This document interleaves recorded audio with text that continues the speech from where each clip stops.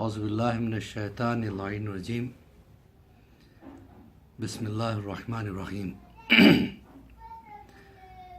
عزیزو، جیسے کہ اس سے پہلے کے بھی درسوں میں ہم نے یہ عرض کیا تھا کہ یہ جو ہمارا چینل ہے خاص کر بچوں کے لیے ہے، ان بچوں کے لیے جو ایسے جگہوں پہ رہتے ہیں جہاں مدرسے جو ہے نا بہت کم ہے یا نہیں ہونے کے برابر ہے، اور اسی لیے ہم نے یہ خدمت شروع کی ہے اپنے بچوں کے لیے، تاکہ ان تک بیسک دین کی جو ہے نا معلومات پہنچا سکیں، دین کے عقائد پہنچا سکے، اس لیے کہ اگر عقیدہ انسان کا مضبوط ہے تو اس کا دین بھی مضبوط ہوگا۔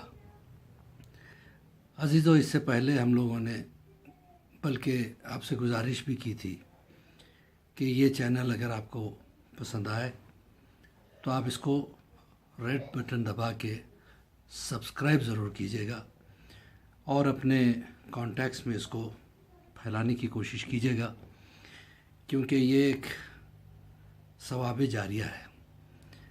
پتہ نہیں آپ کی وجہ سے شاید کسی بچے تک کچھ بیسک معلومات پہنچ جائیں انشاءاللہ۔ تو بہرحال اب وقت کو بالکل ضائع کیے بنا ہم ٹاپک پہ آتے ہیں۔ وہ یہ ہے کہ اس سے پہلے ہم لوگوں نے گفتگو کی تھی کہ اللہ ہے تو عقلی دلیل کیا ہے کہ خدا ہے، اور پھر اس کے بعد ہم نے جو ہے نا خدا کی صفات بیان کی، پھر اس کے بعد ہم نے صفات کے بعد جو ہے نبوت کا ذکر کیا۔ اب اصول دین کا جو چوتھا اہم رکن ہے وہ ہے امامت۔ امام کس کو کہتے ہیں؟ امام پیشوا کو کہتے ہیں، آگے آگے چلنے والے کو کہتے ہیں، رہبر کو کہتے ہیں۔ امام یعنی جانشین پیغمبر، جو رسول اللہ کی جگہ پہ بیٹھے اور رسول اللہ کی باتیں ہم تک پہنچائے اور اس پہ ہمیں چلائے، اسی کو امام کہتے ہیں۔ اور عقلاً جو ہے نا امام کا معصوم ہونا ضروری ہے، اور دوسرے صاحب معجزہ ہونا ضروری ہے۔ ہم کیسے پہچانے کہ کون امام ہے؟ اس کے لیے ضروری ہے کہ امام میں معجزہ دکھانے کی صلاحیت ہو۔ معجزہ کس کو کہتے ہیں؟ جو عام انسان نہ کر سکے وہ امام کر کے دکھائے۔ اسی طریقے سے عقلاً جو ہے نا یہ بات ثابت ہے کہ امام کا معصوم ہونا ضروری ہے۔ اب چند جملوں میں معصوم کا ڈیفینیشن سن لیجئے گا۔ معصوم کسے کہتے ہیں؟ معصوم صرف اسے نہیں کہتے کہ جو غلطی نہ کر سکے، بلکہ معصوم وہ ہے جو باوجود اختیار کے کوئی غلطی نہ کرے۔ مثلاً ایک اندھا کہے کہ میں نے کبھی پکچر دیکھا نہیں، تو عزیزو اس میں اس کا کیا کمال ہے؟ اس میں وہ صلاحیت ہی نہیں ہے کہ وہ پکچر دیکھ سکے۔ کوئی گونگا کہے کہ میں نے کبھی کسی کو گالی نہیں دی ہے، تو اس میں اس کا کوئی کمال نہیں ہے۔ کمال یہ ہے کہ طاقت ہو گناہ کرنے کی، لیکن اس کے باوجود گناہ نہ کرے، اسے کہتے ہیں معصوم۔ تو اب سوال یہ پیدا ہوتا ہے کہ امام کو کیوں معصوم ہونا چاہیے؟ اس لیے معصوم ہونا چاہیے کہ امام ایک رول ماڈل ہوتا ہے قوم کے لیے، امام ایک رول ماڈل ہوتا ہے تمام ماننے والوں کے لیے۔ ماننے والے اس کو فالو کرتے ہیں، اس کے فالوورز ہوتے ہیں، اس پہ عقیدہ رکھتے ہیں۔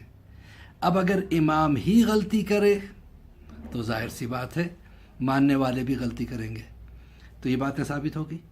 اس کے بعد کا جو پوائنٹ ہے وہ رسول اللہ صلی اللہ علیہ وآلہ وسلم فرماتے ہیں کہ میرے بعد میرے 12 جانشین ہوں گے، 12 میرے رہبر ہوں گے، جو میرے بعد جو ہے نا میرے ریپریزنٹیٹیو ہوں گے، جو میری قوم کو راہ راست پہ چلاتے ہوں گے۔ اور شیعہ عقیدے کے مطابق یہ 12 کون ہیں؟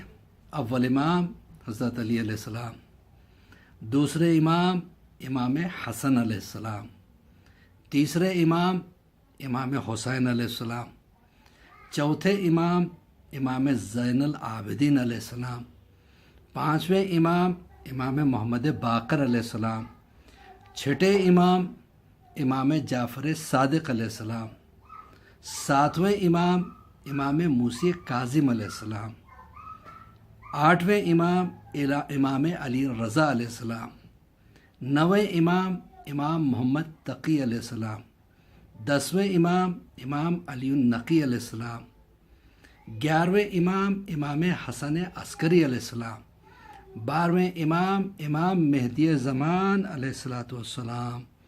تو یہ ہمارے 12 امام ہیں جو رسول کے بعد پے در پہ آئے ہیں، اور امام کا ہر دور میں ہونا ضروری ہے۔ کوئی دور ہادی کے بغیر نہیں رہ سکتا، لہذا امام کا ہونا ضروری ہے۔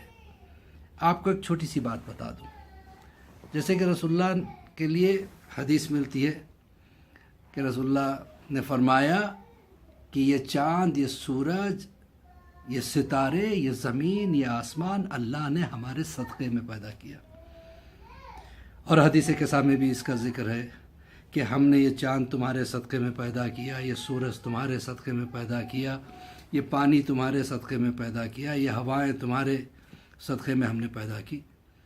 تو اب جب رسول اللہ کے لیے یہ ساری چیزیں پیدا ہوئی ہیں تو اس کا مطلب یہ ہوا کہ جب رسول اللہ چلے گئے دنیا سے تو چاہیے تھا کہ چاند بھی واپس اللہ بلا لیتا، سورج کو بھی واپس لے لیتا، ستاروں کو واپس لے لیتا، دنیا ختم ہو جاتی۔ لیکن آج بھی رسول اللہ کے بعد بھی یہ چاند موجود ہے، یہ سورج موجود ہے، یہ ستارے موجود ہے۔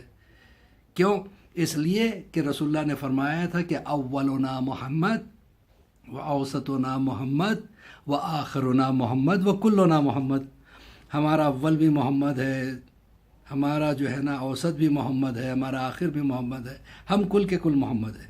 مطلب یہ کہ محمدیت کا سلسلہ وہی امامت کا سلسلہ ہے۔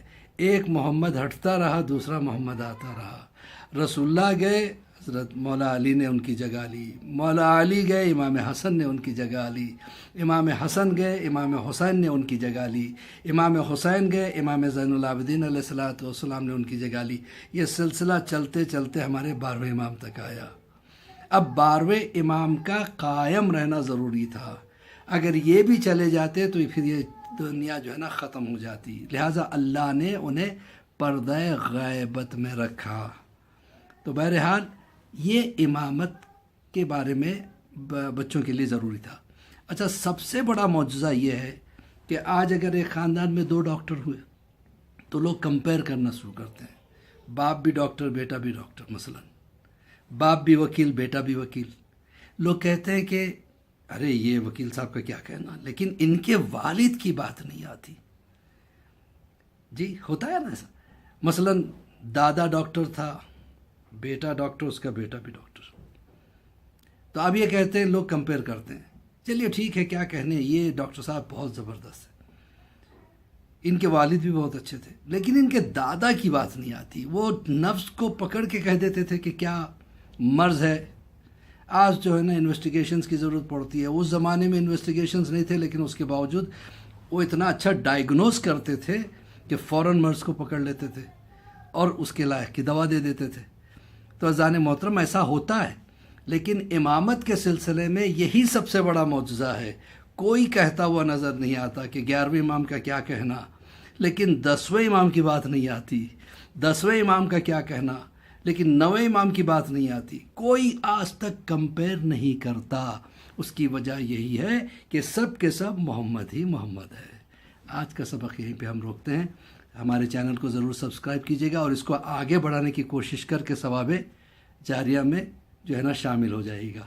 بس اب جو ہے نا اس کے ساتھ ساتھ مولوی عباس علی خوئی کا آپ حضرات کو سلام۔ مولا آپ تمامی حضرات کو ہر طرح کی پریشانیوں سے، مصیبتوں سے بچائے، امام کے چاہنے والوں میں شمار فرمائے اور ہمیں توفیق دے کہ ہم وہ کام کریں جس سے ہمارا امام زمانہ ہم سے راضی ہو جائے۔ السلام علیکم ورحمۃ اللہ وبرکاتہ۔